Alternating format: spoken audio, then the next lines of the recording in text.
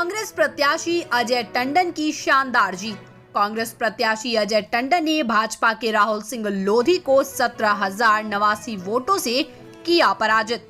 भाजपा प्रत्याशी राहुल सिंह लोधी ने पूर्व वित्त मंत्री जयंत मलैया एवं उनके परिवार पर लगाए भीतरघात के आरोप। भाजपा प्रत्याशी ने कहा, उनके चुनाव हारने के पीछे यही प्रमुख वजह। कांग्रेस प्रत्याशी अजय टंडन ने जनता का किया धन्यवाद। अजय टंडन ने कहा, ये उनकी नहीं कांग्रेस की है जीत। जहां तक होगा करूंगा जनता की सेवा। कोरोना से दिवंगत हुए पार्टी नेताओं को दी अजय टंडन ने श्रद्धांजलि। IN7 न्यूज के लिए दमोह से अजीत सिंह राजपूत की रिपोर्ट।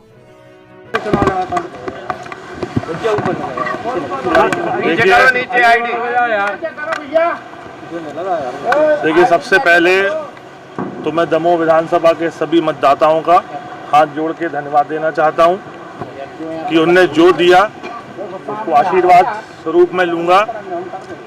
और पहले भी मैं सेवा करता था, आज भी और आगे भी मैं सेवा करता रहूंगा, क्योंकि जन सेवा ही एक हमारा उद्देश्य है। चुनाव विधायक बनना एक माध्यम होता है कि हम विधायक बन के सेवा करें, पर हम नहीं थे इसके पहले भी सेवा करते थे और आगे भी हम सेवा करते रहेंगे। हारने का क्या कारण मान रहे हैं? देखिए, चुनाव हारने का बड़ा स्पष्ट कारण है कि बहुत ज़बरदस्त भीतरघात हुआ।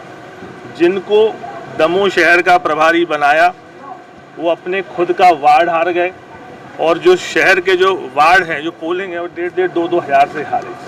और जितने बड़े बड़े नेता थे उनके भी वार्ड हारे। वो स्पष्ट दिख रहा है कि किस प्रकार से भीतरघात ज़बरदस्त तरीके से हुआ है। जो लोग ये बोलते थे कि भारतीय जनता पार्टी हमारी माँ है और माँ के साथ हम कभी बेईमानी नहीं कर सकते, ऐसे लोगों ने पूरी ताकत से बेईमानी की है और बहुत ज़बरदस्त तरीके से भीतरघात किया है।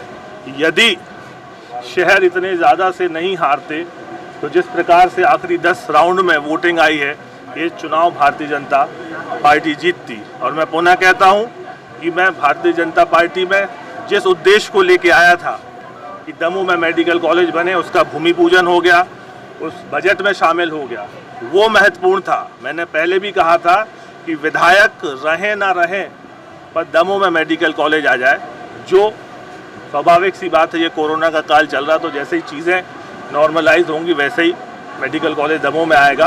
और फिर 2 वर्ष बाद फिर चुनाव है, 28 में फिर चुनाव है, तो चुनाव आते जाते रहेंगे, ये हार जीत का सिलसिला लगा रहेगा। लेकिन जिस उद्देश्य को लेकर मैं भारतीय जनता पार्टी में आया था वो उद्देश्य पूर्ण हुआ, और आगे भी पूरी इच्छा शक्ति और ईमानदारी के साथ भारतीय जनता पार्टी के कार्यकर्ता के रूप में काम करूंगा, और जो पार्टी जिम्मेदारी देगी उसका निर्वहन करूंगा। सत्ता और संगठन ने पूरी ताकत लगा दी, इसके बाद भी आपको अपेक्षित मत नहीं मिल पाए।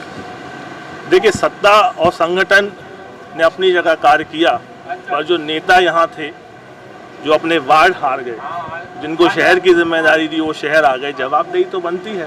भारतीय जनता पार्टी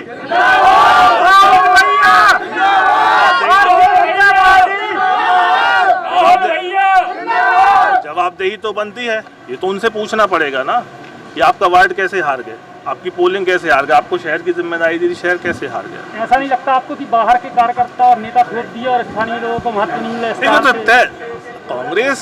कांग्रेस के पास कार्यकर्ता ही नहीं थे। ये तो सोची समझी तय रणनीति के तहत इलेक्शन हुआ। जो पोलिंग हम कांग्रेस में रह के जीते वो हमने भाजपा में जिता दी, और वो हम भाजपा की यहाँ शहर की पोलिंग हार गए, जो वार्ड हम कभी नहीं हारे। तो ये भी एक सवाल बनता है ना, नेताओं से पूछना बनता है कि आपको शहर की जिम्मेदारी दी थी, आप क्या करते रहे। आपका इशारा किन की तरफ है? पूर्व मंत्री जयंत मलैया की तरफ है। मलैया परिवार ही पूर्ण रूप से चुनाव हराने का जिम्मेदार है। उनका खुद का वार्ड हार गए। सिद्धार्थ मलैया के पास पूरे शहर की जिम्मेदारी थी, शहर एक तरफा हार गए। कार्रवाई होना चाहिए। ग्रामीण क्षेत्रों में भी आपको जो है अपेक्षित सफलता नहीं मिल पाई? नहीं, ग्रामीण क्षेत्रों में पूर्ण सफलता मिली जितनी हमें चाहिए। पहले राउंड से लेकर के देखिए। नहीं, वो तो आप पूरा ग्रामीण का देखेंगे जो ट्रेंड है, तो उसमें अपन जीते हुए हैं। तो ये जो शहर जो हारे हैं वो हारे, और ऐसे लोगों पे कार्रवाई होना चाहिए, निष्कासन होना चाहिए। जो लोग बोलते हैं कि पार्टी हमारी माँ है और उसके बाद अपन गद्दारी करते। मैं शिवराज जी थे, आदरणीय मुख्यमंत्री जी थे, आदरणीय वीडी भाई साहब थे, सभी लोग थे, आदरणीय मलैया जी बैठे हुए थे, तो उन्होंने मुझसे बोला कि राहुल ऐसा ना हो कि कल को चुनाव जीत जाओ और बड़ा मलेरा टाइप फिर तुम बोलो कि हमने काम नहीं किया। तो हमने उनसे बोला कि भाई साहब पोलिंग बताएंगी ना, जब आपकी पोलिंग जीतेगी तो हम आप पे जवाब उठा ही नहीं, सवाल उठा ही नहीं पाएंगे। तो जब आपकी पोलिंग नहीं जीती, आपका वार्ड नहीं जीता और आप इतने लंबे समय से 35 वर्षों से राजनीति कर रहे हैं, तो सवाल तो बनता है कि किसने भीतरघात किया। और मैं तो खुले रूप से आरोप लगाता हूँ कि मलैया परिवार की पूरी रणनीति सफल हुई और भारतीय जनता पार्टी यहाँ से हारी। बिल्कुल स्पष्ट रूप से कहता हूँ और मैं तो मांग करता हूँ कि ऐसे लोगों को निष्कासित करना चाहिए। आप इतने लंबे समय पार्टी के अंदर रहे और आपको पार्टी ने सब कुछ दिया और आज यदि प्रत्याशी बदला और दमोह में मेडिकल कॉलेज आ रहा था तो आपने भीतरघात कर दिया।